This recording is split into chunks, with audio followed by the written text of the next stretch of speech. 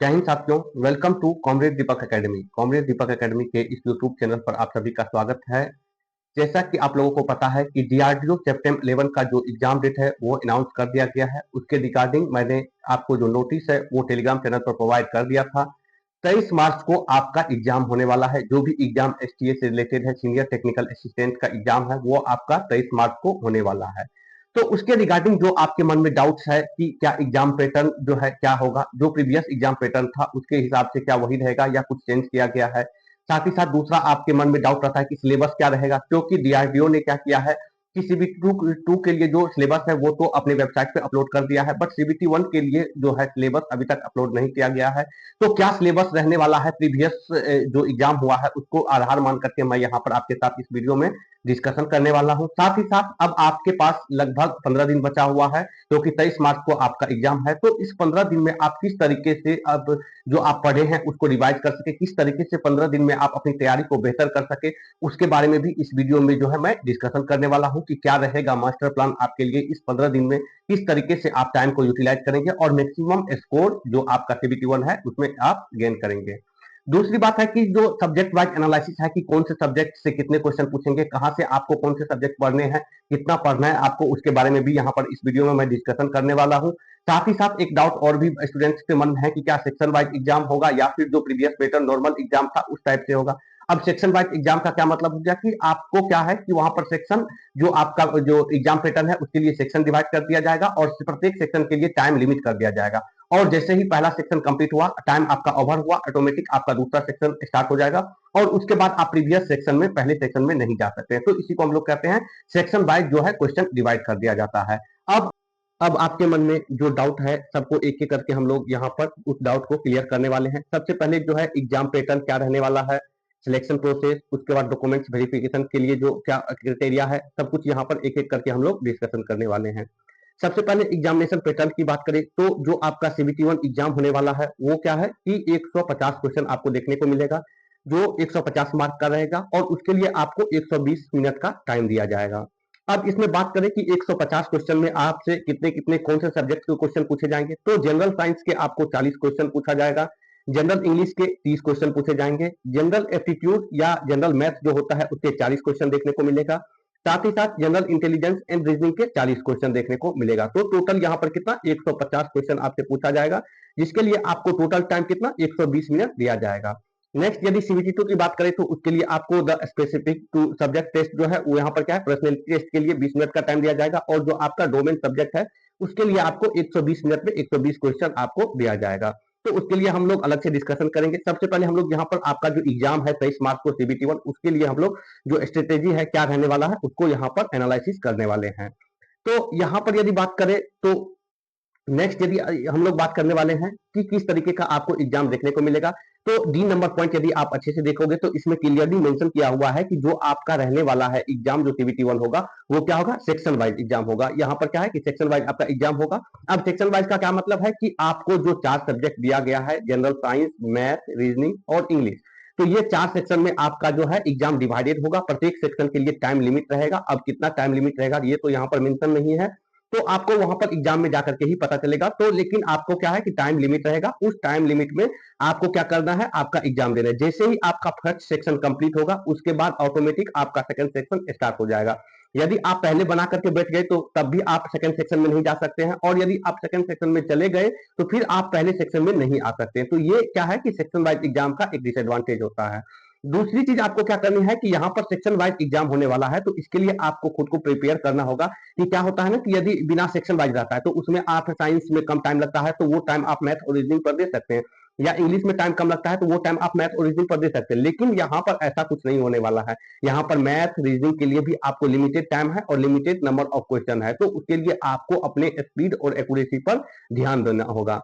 दूसरी बात करें हम लोग तो जो प्रत्येक क्वेश्चन है आपका 1 मार्क का रहने वाला है, और जो आपका नेगेटिव है वो कितना 0.25, इसका मतलब कितना हो गया 1/4 आपका नेगेटिव रहने वाला है। ये आपको याद रखने हैं अच्छे से। अब नेक्स्ट यदि हम लोग बात करें कि किस तरीके से, इसी में हम लोग आगे बात करने वाले हैं कि कौन से सब्जेक्ट आपको किस तरीके से प्रिपेयर करने वाले हैं। सबसे पहले यदि हम लोग बात करें तो सिलेक्शन प्रोसेस जो आपका होने वाला है, तो सीबीटी वन जो आपका है वो क्या है, स्क्रीनिंग टेस्ट है।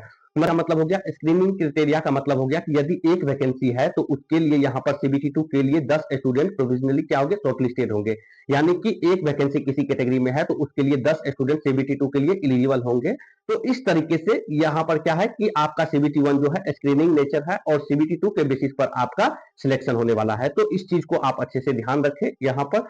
नेक्स्ट यदि हम लोग अब नेक्स्ट अपडेट क्या रहने वाला है कि आपने देखा होगा कि आपको कहीं भी प्रीवियस ईयर क्वेश्चन डीआरडीओ का नहीं मिला होगा। क्यों? क्योंकि इससे पहले जो डीआरडीओ का एग्जाम हुआ है कि वो आंसर की पब्लिश नहीं करते थे। वो क्या करते थे, सीबीटी 1 जो स्क्रीनिंग नेचर का है उसके आधार पर सीबीटी 2 के लिए जो कैंडिडेट शॉर्टलिस्टेड होते थे उनका रोल नंबर यहाँ पर शॉर्टलिस्टेड कर दिया जाता था। फिर जो फाइनल मेरिट बनता था तो उसका नाम और रोल नंबर फाइनल मेरिट के लिए पब्लिश कर दिया जाता था। तो इस तरीके से आंसर की पब्लिश नहीं किया जाता था। बट इस बार जो एग्जाम होने वाला है उसमें आपको क्या होगा कि यहाँ पर बताया गया है कि आंसर की पब्लिश किया जाएगा। तो ये आपको ध्यान में रखने हैं कि इस बार आपका आंसर की आपको देखने को मिलेगा कि आप कहाँ गलती कर रहे हो, क्या आपसे गलती हुई है। तो ये आपका जो है पारदर्शिता इस बार एग्जाम में आपको देखने को मिलेगा।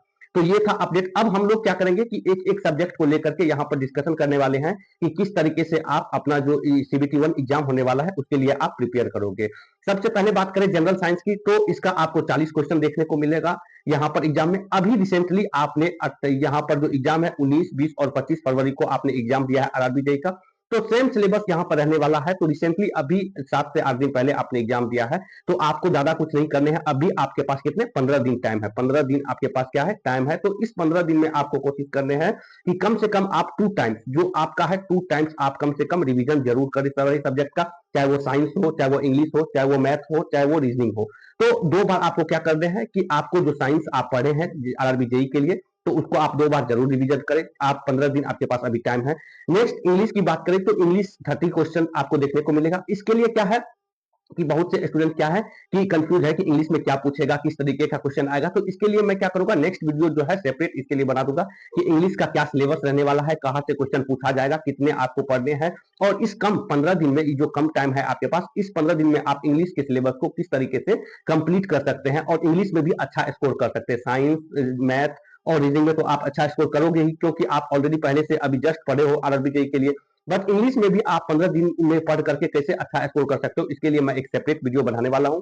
दूसरी बात करें यहाँ पर तो क्या है, जनरल एप्टीट्यूड या आपका जनरल मैथ्स है तो मैथ्स भी आपने अभी जस्ट पढ़ा है तो उसको क्या करना है, आपको जो रिवीजन कीजिए और मैथ के लिए आप प्रैक्टिस जरूर कीजिए। मैथ आपको जहां से भी मिले, चाहे मॉक टेस्ट मिले, चाहे जो आप प्रीवियस ईयर क्वेश्चन किसी भी एग्जाम का हो, आरआरबी जेई का क्यों नहीं हो, आप कहीं से भी जो है प्रीवियस ईयर क्वेश्चन जरूर लगाए। आपको डीआरडीओ का प्रीवियस ईयर क्वेश्चन देखने को नहीं मिलेगा बट अदर एग्जाम्स का ही आप जरूर से प्रैक्टिस करें। आप प्रैक्टिस आपको वहां पर क्या है कि मैंने आपको पहले भी बताया कि आपका सेक्शन वाइज एग्जाम होने वाला है तो जितना आप प्रैक्टिस करोगे उतना आपके लिए बेनिफिट रहने वाला है।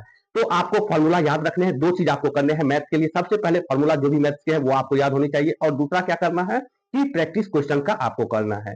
नेक्स्ट बात करें रीजनिंग में आपको क्या करना है, तो रीजनिंग में भी आपको वही करना है। रीजनिंग में जितना आपका प्रैक्टिस रहेगा उतना अच्छा स्कोर आप कर सकते हो।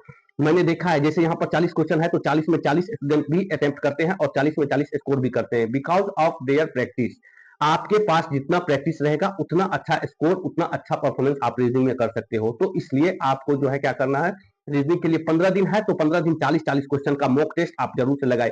यदि आपके पास कम टाइम मिलता है उधर आप यदि इंग्लिश साइंस में ज्यादा टाइम देते हो, अगर रीजनिंग के लिए कम टाइम है तो मिनिमम एक मॉक टेस्ट आपको 40 क्वेश्चन के जरूर लगाने। यदि आपके पास टाइम मिल जाता है, टाइम बचता है तो आप 2 से 3 मॉक टेस्ट कोशिश करें। मैंने बताया ना आपको क्योंकि आपका जो है प्रैक्टिस मैटर करता है। जितना आप प्रैक्टिस करोगे उतना आपके लिए बेटर रहेगा। तो इसलिए प्रैक्टिस आप जरूर से करें। तो ये था हमारा जो एग्जाम पैटर्न है, साथ ही साथ कौन से सब्जेक्ट आपको कहां से पढ़ने हैं उसके लिए मैंने भी बताया।